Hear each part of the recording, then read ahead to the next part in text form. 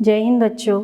आज हम रसायन शास्त्र के कक्षा 11वीं अध्याय some basic concept of chemistry के अंतर्गत सबसे पहला टॉपिक है आपका मोल कॉन्सेप्ट यानी मोल संकल्पना। जो पार्टिकल्स है उन पार्टिकल्स की गणना, उसको कैलकुलेट कैसे करेंगे हम। वो पार्टिकल्स क्या है? इलेक्ट्रॉन, प्रोटॉन, न्यूट्रॉन, आयन, अणु आदि। तो इसको हम मोल कॉन्सेप्ट में पढ़ेंगे। आइए देखते हैं मोल कॉन्सेप्ट के बारे में। परमाणु और अणु आकार में अत्यंत छोटे होते हैं, परंतु उनकी जो मात्रा है वो बहुत अधिक होती है।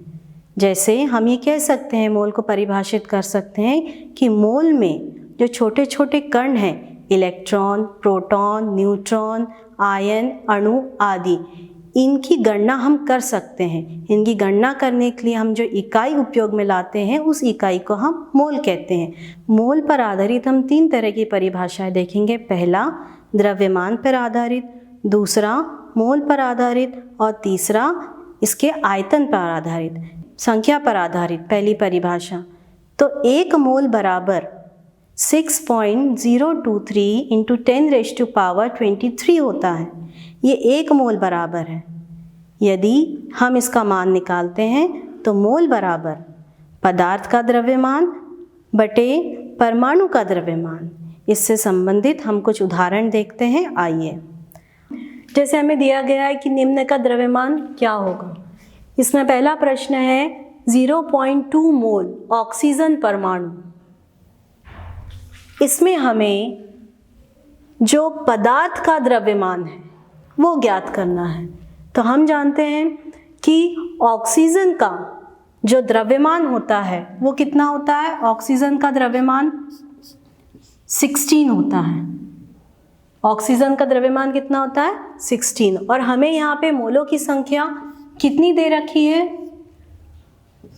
मोलों की संख्या हमें यहाँ दे रखी है 0.2, जिसे हम n से प्रदर्शित करते हैं। तो हमें यहाँ पर क्या ज्ञात करना है? पदार्थ का द्रव्यमान। पदार्थ के द्रव्यमान को हम इस तरीके से व्यक्त कर सकते हैं, m बराबर n गुणित m। तो यहाँ पे 0.2 और इसका मान कितना दे रखा है? 16। तो आपको यहाँ पर क्या मिलेगा? 3.2 ग्राम। ये आपके पदार्थ का द्रव्यमान ज्ञात हो गया। अगला है आपका द्रव्यमान पर आधारित। इसमें जो आपका अणु, परमाणु है या आयन है, इसकी गणना हम द्रव्यमान पर आधारित होकर देखते हैं। आइए इसकी परिभाषा देखते हैं। 1 मोल पदार्थ की वह मात्रा है जिसमें उतने ही कण होते हैं जितने की कार्बन समस्थानिक के 12 ग्राम में परमाणु है। समस्थानिक मतलब मैंने आपको पहले भी बताया था कि समस्थानिक जिसमें एक से ज़्यादा एलिमेंट्स प्रेजेंट हो, मीन्स उनका जो एटॉमिक मास होता है वो डिफरेंट होता है और एटॉमिक नंबर सेम होता है। यह इससे कोई फर्क नहीं पड़ता कि पदार्थ क्या है। इसकी गणना हम मास स्पेक्ट्रोमीटर द्वारा ज्ञात करते हैं। जैसे 12 कार्बन के परमाणु का द्रव्यमान 1.99264 इंटू 10⁻⁻23 ग्राम होता है और कार्बन के 1 मोल परमाणु का द्रव्यमान 12 ग्राम है। इससे 1 मोल में उपस्थित परमाणु की संख्या बराबर 1 मोल का भार और 1 परमाणु का भार। हम जानते हैं कि 12 ग्राम जो है कार्बन का भार है, और यदि हम कार्बन के परमाणु की भार की बात करें तो कार्बन का परमाणु 1.99264 इंटू 10⁻⁻23 ग्राम है। इससे हमें 6.023 इंटू 10⁻23 परमाणु प्रतिमोल प्राप्त होता है। तो द्रव्यमान आधारित परिभाषा से हमें जो संख्या प्राप्त हुई 6.023 इंटू 10⁻23, इसे हम एवोगैड्रो नंबर या एवोगैड्रो संख्या भी कहते हैं, जिसकी मदद से किसी भी तत्व में उपस्थित उसके मोलों की संख्या को आप निकाल सकते हैं। मतलब हर तत्व में आपका 1 मोल बराबर कितना होगा, 6.023 इंटू 10⁻23 ग्राम। आइए इसके कुछ उदाहरण देखते हैं। इसमें यदि आपको प्रश्न दिया है कार्बन के 1000 कार्बन परमाणु के मोलों की संख्या को ज्ञात कीजिए, तो इसमें हमें देखिए कार्बन मोलों की संख्या को हम n से व्यक्त करते हैं और कार्बन परमाणु की संख्या प्रश्न के अनुसार हमने कितनी दे रखी है, 1000। Na जिसे एवोगैड्रो संख्या कहते हैं, एवोगैड्रो नंबर कहते हैं, जिसका मान क्या होता है, 6.023 इंटू 10⁻23। तो इसकी सहायता से हमें 1.661 इंटू 10⁻⁻21 मोल प्राप्त होता है, यानी ये हमें n का मान प्राप्त हो गया। आइए देखते हैं मोल संकल्पना की तीसरी परिभाषा। आयतन पर आधारित किसी गैसीय पदार्थ जैसे हाइड्रोजन, ऑक्सीजन, नाइट्रोजन आदि 1 मोल में उपस्थित बराबर 22.4 लीटर, यानी मोल की संख्या बराबर कितनी हो जाएगी, आपके मोलों की संख्या यानी द्रव्यमानों की गैसों की संख्या बटे लीटर 22.4। आइए इससे संबंधित कुछ उदाहरण देखते हैं। आयतन पर आधारित उदाहरण देखते हैं। आयतन के अनुसार मोलों की संख्या बराबर गैस का लीटर में आयतन और बटे 22.4। इसमें जो 1 मोल गैसीय आयतन बराबर कितना होता है, 22.4। तो इसमें प्रश्न उदाहरण इस तरीके से है कि मान लीजिए 44.8 लीटर ऑक्सीजन गैस में मोलों की संख्या आपको ज्ञात करनी है। तो इसमें हमें ऑक्सीजन गैस यानी गैस के लीटर में आयतन ये कितना दे रखा है आपको, गैस का लीटर में आयतन आपको दे रखा है 44.8 और हमारे पास 22.4 यानी जिससे हमें 2 मोल प्राप्त होता है। ये मोलों की संख्या है कि इतने आयतन में इतने मोल गैस उपस्थित है। तो आपने मोल संकल्पना यानी मोल कॉन्सेप्ट, इससे रिलेटेड 3 परिभाषाएं देखी। पहली संख्या पर आधारित थी यानी नंबर्स पे बेस्ड थी, दूसरी जो उसके द्रव्यमान पर आधारित थी, तीसरी जो उसके आयतन पर आधारित थी। संख्या पर आधारित जो आपने परिभाषा देखी उसमें आपने देखा किस तरीके से अणु की संख्या और उसमें उपस्थित परमाणुओं की संख्या। उसके बाद आपने इसमें देखा कि ये द्रव्यमान पर आधारित में आप किस तरीके से ग्राम मोल और उसमें उपस्थित अणु परमाणु के द्रव्यमान पर आधारित बता रहे हैं। उसमें आपके एवोगैड्रो संख्या 6.023 इंटू 10⁻23 ये 1 मोल बराबर होती है, ठीक है। फिर इसके बाद हमने देखा कि आयतन पर आधारित में आपने देखा कि गैसीय जैसे नाइट्रोजन, ऑक्सीजन, हाइड्रोजन, इनमें जो 1 मोल आयतन उपस्थित 22.4 लीटर यानी मोलों की संख्या बराबर आपने देखा आयतन में उपस्थित बटे 22.4 लीटर। तो इन तीनों परिभाषाओं की सहायता से हम मोल कॉन्सेप्ट को समझ सकते हैं। इससे संबंधित आपने कुछ उदाहरण भी देखे। आइए अब हम पढ़ते हैं मोलर द्रव्यमान यानी मोलर मास के बारे में। मोलर द्रव्यमान किसी पदार्थ के 1 मोल के ग्राम में व्यक्त द्रव्यमान को उसका मोलर द्रव्यमान कहते हैं या मोलर मास कहते हैं। ग्राम में व्यक्त मोलर द्रव्यमान संख्यात्मक रूप से परमाणु द्रव्यमान, आणविक द्रव्यमान और सूत्र द्रव्यमान के बराबर होता है। जैसे H2O या NaCl, H2O का मोलर द्रव्यमान 18.2 ग्राम मोल और NaCl का 58.5 ग्राम मोल। आइए अब हम देखते हैं प्रतिशत संगठन यानी परसेंटेज कंपोजिशन। आपने अभी अणु में उपस्थित कण, इलेक्ट्रॉन, प्रोटॉन और न्यूट्रॉन, इनकी गणना कैसे करेंगे मोल की सहायता से देखा। अब हमने यौगिकों के बारे में देखा है कि यौगिक जैसे ग्लूकोज हो गया, मीथेन हो गया, इथेन हो गया या और कोई अन्य यौगिक हो गया। हम जानते हैं कि यौगिक जो है वो तत्व से मिलकर बनते हैं और तत्व जो है ये छोटे छोटे कणों से मिलकर बनते हैं।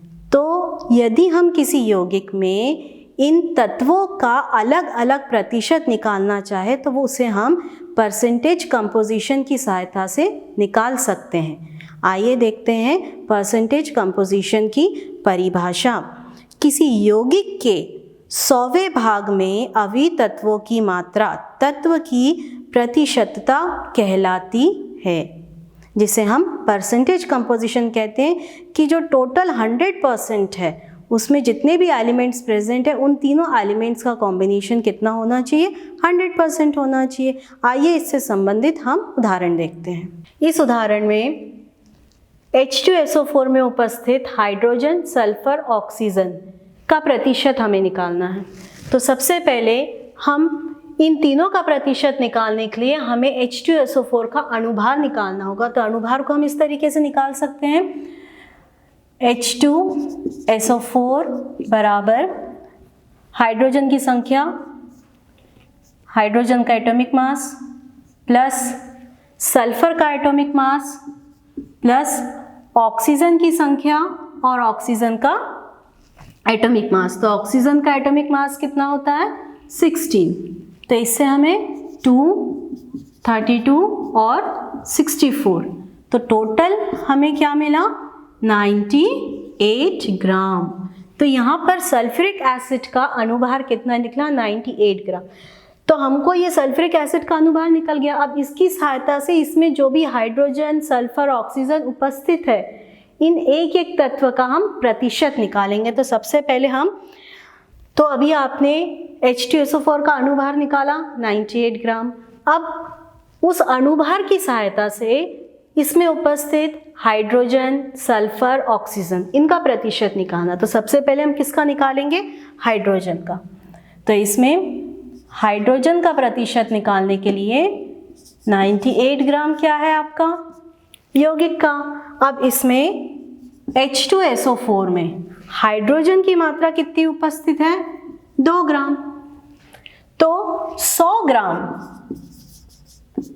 ग्राम के लिए कितनी होगी, तो 100 ग्राम के लिए 100 × 2 98, तो जिससे हमें क्या मिल जाएगा, 2.04%। तो ये आपका किसका निकल गया, हाइड्रोजन का निकल गया। अब इसी तरीके से आइए अब हम देखते हैं सल्फर का प्रतिशत। उसी तरीके से कि 98 ग्राम में सल्फर की मात्रा कितनी होगी, 32। अब 100 ग्राम के लिए कितनी होगी, तो 100 ग्राम के लिए भी 100 × 32/98, तो आपको यहाँ मिलेगा 32.65%।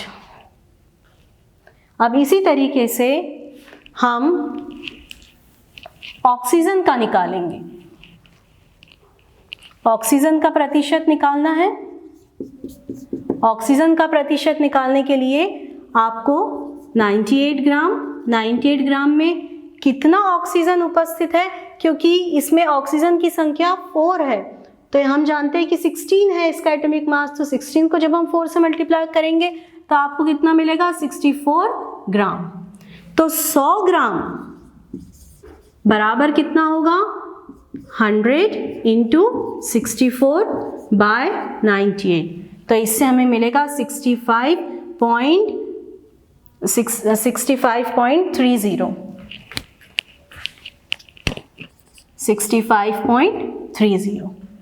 तो इस तरीके से हम किसी भी यौगिक में जो उनके तत्व उपस्थित रहते हैं उनका प्रतिशत निकाल सकते हैं। तो ये था प्रतिशत कंपोजिशन यानी संगठन कंपोजिशन का उदाहरण। तो आपने परसेंटेज कंपोजिशन में किस तरीके से यौगिक में उपस्थित तत्वों का प्रतिशत निकाल सकते हैं ये देखा। इसी से संबंधित अब हम सूत्र के बारे में पढ़ेंगे, मूलानुपाती सूत्र और अणु सूत्र। इसमें हम कह सकते हैं empirical formula and molecular formula. Empirical formula और मॉलिक्यूलर फॉर्मूला की परिभाषा आइए देखते हैं। सबसे पहले इम्पिरिकल फॉर्मूला। मूलानुपाती सूत्र किसी यौगिक में उपस्थित विभिन्न परमाणुओं के सरलतम पूर्ण संख्या अनुपात को व्यक्त करता है। जैसे ग्लूकोज C6H12O6, C6H12O6 में यदि हम इसको सरलतम अनुपात में प्रदर्शित करते हैं तो CH2O, यदि हम इसका सरलता अनुपात देखते हैं तो 1:2:1। इसी प्रकार यदि हम मॉलिक्यूलर फॉर्मूला यानी आणविक सूत्र के बारे में पढ़ते हैं तो आणविक सूत्र को इस तरीके से परिभाषित कर सकते हैं कि उसमें उपस्थित जो तत्व है उनकी सही संख्या। जैसे ग्लूकोज में कार्बन की संख्या कितनी है? 6, हाइड्रोजन की संख्या कितनी है? 12 और ऑक्सीजन की संख्या कितनी है? 6। तो जो सही संख्या, सही तत्व की संख्या उस यौगिक में उपस्थित है वो उसका आणविक सूत्र कहलाता है। तो अभी हमने देखा आणविक सूत्र और मूलानुपाती सूत्र। अब हम देखते हैं कि आणविक और मूलानुपाती सूत्र में क्या संबंध है। मूलानुपाती सूत्र और आणविक सूत्र में संबंध। मूलानुपाती सूत्र और अणु सूत्र के बीच के संबंध को व्यक्त करने के लिए हम इस सूत्र की सहायता लेते हैं। अणु सूत्र बराबर n गुणित मूलानुपाती सूत्र, यानी molecular formula equals to n into empirical formula. n जो है यहाँ पे नंबर है और वह यौगिक के अणुभार को मूलानुपाती सूत्र भार का अनुपात व्यक्त करती है। अतः n बराबर अणुभार बटे मूलानुपाती सूत्र, यानी n बराबर आपका molecular mass by empirical formula mass, जिसकी सहायता से हम किसी भी यौगिक में उपस्थित उसके तत्व का प्रतिशत निकाल सकते हैं। आइए इसको हम देखते हैं इस उदाहरण से। इस उदाहरण में एक यौगिक में 4.07% हाइड्रोजन है, 24.27% कार्बन है, 71.6% क्लोरीन है। इसके मूलानुपाती और आणविक सूत्र का गणना करना है। इस उदाहरण में हाइड्रोजन, कार्बन, क्लोरीन, इनका प्रतिशत दे रखा है। हाइड्रोजन का 4.07%, कार्बन का 24.27%, क्लोरीन का 71.65%। आपको इस प्रश्न में ये जो कार्बन उपस्थित है, कार्बन, हाइड्रोजन और क्लोरीन, इनके मूलानुपाती और अणु सूत्र निकालने हैं। तो मूलानुपाती और अणु सूत्र निकालने के लिए पहले हम इस तरीके से कि आपको हाइड्रोजन का द्रव्यमान 1.008 जिसका प्रतिशत 4.07 दे रखा है, जब हम इसका आपेक्षिक निकालते हैं तो हमें मिलता है 4.04 और द्रव्यमान अनुपात से हमें इसका सरल अनुपात मिलता है 2। उसी तरीके से कार्बन, जिसका द्रव्यमान 12.01 ग्राम है, इसका प्रतिशत 24.27 है, जब इसका हम आपेक्षिक निकालते हैं तो 2.201 मिलता है। क्लोरीन 35.5 ग्राम, इसका प्रतिशत 71.65, जब हम इसका आपेक्षिक निकालते हैं तो 2.021 मिलता है। आपको ये जो यहाँ पे परमाणु आपेक्षिक मिले हैं, कार्बन, हाइड्रोजन और क्लोरीन के, इन तीनों तत्वों के जो आपेक्षिक है, इसमें से जिस तत्व का सबसे कम आपेक्षिक आया है उसको बाकी तत्वों के साथ हम डिवाइड करते हैं। तो डिवाइड करने पर जैसे इन तीनों में यहाँ पे क्लोरीन और कार्बन दोनों का आपेक्षिक समान है 2.021, तो हम 2.021 को इन सभी के साथ डिवाइड करेंगे, जो कि द्रव्यमानों का अनुपात, जिसमें 4.04 बटे 2.021, 2.021 बटे 2.021, उसी तरीके से हम क्लोरीन का भी कर लेंगे, जिससे आपको इसके सरल अनुपात में हाइड्रोजन 2, कार्बन 1 और क्लोरीन 1 मिलता है। CH2, CH2Cl, ये है आपका मूलानुपाती सूत्र, जिसे हम इम्पिरिकल फॉर्मूला कहते हैं। अब इस इम्पिरिकल फॉर्मूला का हम भार यानी मास निकालते हैं। तो एम्पिरिकल फॉर्मूला का भार या मास निकालने के लिए EFM मतलब एम्पिरिकल फॉर्मूला मास। आपके पास सूत्र है CH2Cl। इसमें हम कार्बन 12, हाइड्रोजन जिसकी संख्या 2 है और क्लोरीन 35.5, जिससे हमें यहाँ पर 49.5 ग्राम प्राप्त होता है मोलानुपाती सूत्र। तो ये आपने एम्पिरिकल फॉर्मूला मास निकाला। अब हमें इस प्रश्न में द्रव्यमान, मोलर द्रव्यमान दिया हुआ है 98 ग्राम। तो उस 98 ग्राम को की सहायता से हम n का मान निकाल सकते हैं। n का मान क्या है? n का मान जो है वो आणविक सूत्र यानी मॉलिक्यूलर सूत्र निकालने के में सहायक होता है। तो सबसे पहले तो आपने मूलानुपाती सूत्र यानी एम्पिरिकल फॉर्मूला निकाल लिया। उसके बाद में आपने मूलानुपाती सूत्र की सहायता से एम्पिरिकल फॉर्मूला मास निकाला। अब हम दूसरा एम्पिरिकल फॉर्मूला मास, अब आपको यहाँ पर दिया हुआ है मोलर द्रव्यमान। मोलर द्रव्यमान आपको कितना दे रखा है? 98। तो 98 जब हमको मॉलिक्यूलर मास निकालना है तो उसे निकालने के लिए n क्या है? n जो मूलानुपाती सूत्र और अणु सूत्र के बीच के संबंध को दर्शाता है।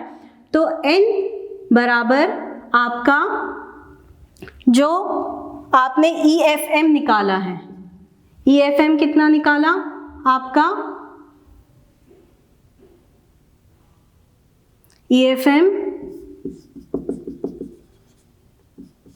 और मोलर मास, EFM और मोलर मास। तो n बराबर मोलर मास कितना है? 98 और EFM कितना है? 49, जिससे आपको क्या प्राप्त हो गया? 2। अब यहाँ पर आपको 2 का मान प्राप्त हो गया। मॉलिक्यूलर फॉर्मूला ये निकालेंगे। मॉलिक्यूलर फॉर्मूला बराबर होता है n गुणित एम्पिरिकल फॉर्मूला।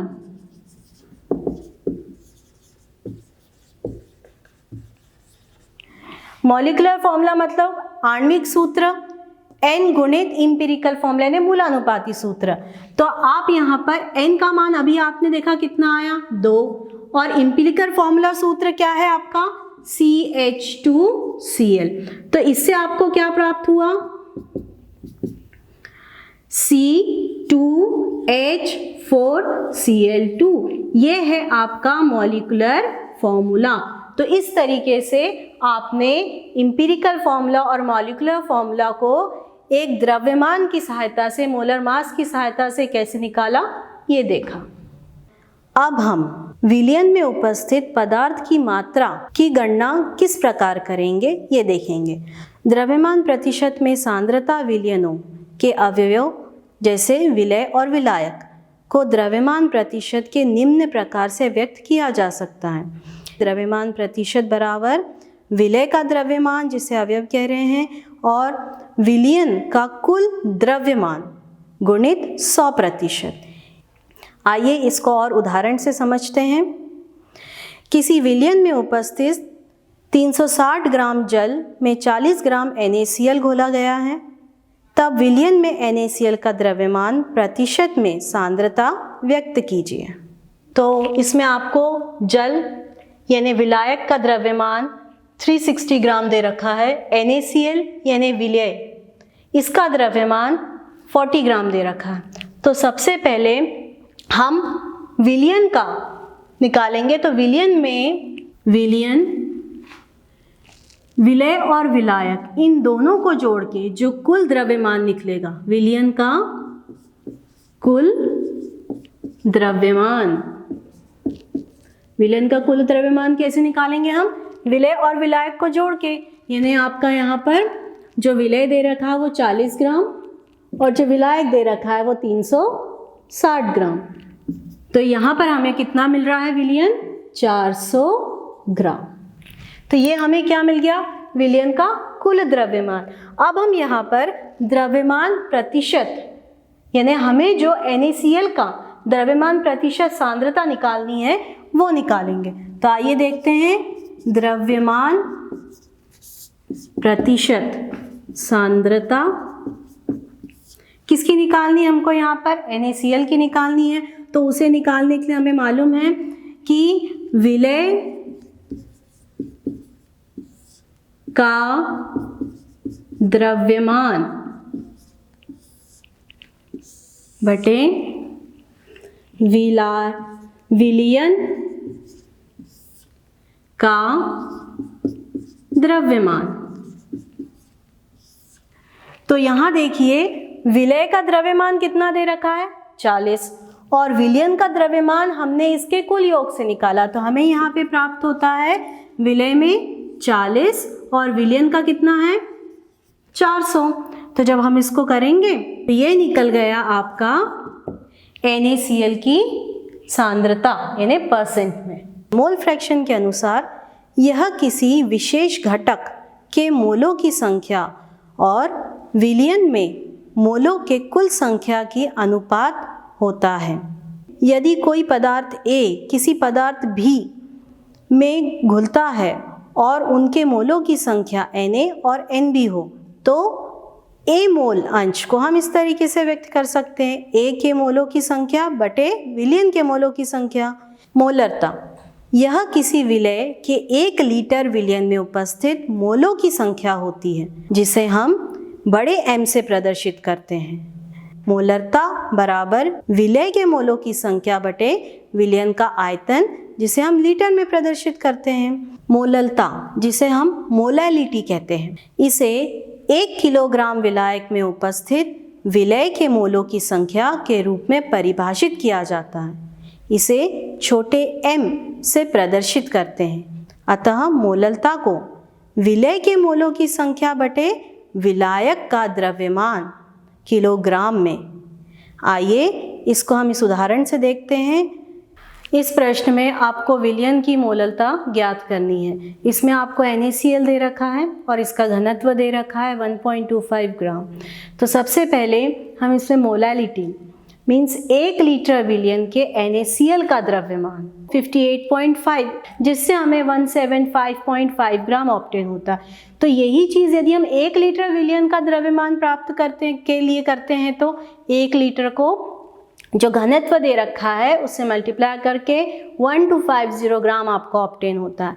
विलयन में जल का द्रव्यमान, अब हम जल का द्रव्यमान निकालेंगे। तो जल के द्रव्यमान निकालने के लिए हमें यहाँ पर जो 1 लीटर विलयन का द्रव्यमान प्राप्त हुआ था 1250, उसको हम NaCl के 1 लीटर विलयन के द्रव्यमान से सब्सट्रैक्ट कर देंगे। तो आपको 10745 वैल्यू ऑप्टेन होती है, जिसको हम मोलरता की परिभाषा में रख के मोललता विलय के मोलों की संख्या किलोग्राम में विलायक का द्रव्यमान। तो विलय की मोलों की संख्या हमें यहाँ कितनी दे रखी है? 3, तो ये आ गया 3। और विलायक का द्रव्यमान, विलायक हमारा यहाँ पे क्या था? जल। तो जल का मान हमने यहाँ से निकाला ग्राम में, और हमको यहाँ पे किस में प्रदर्शित करना है? किलोग्राम में।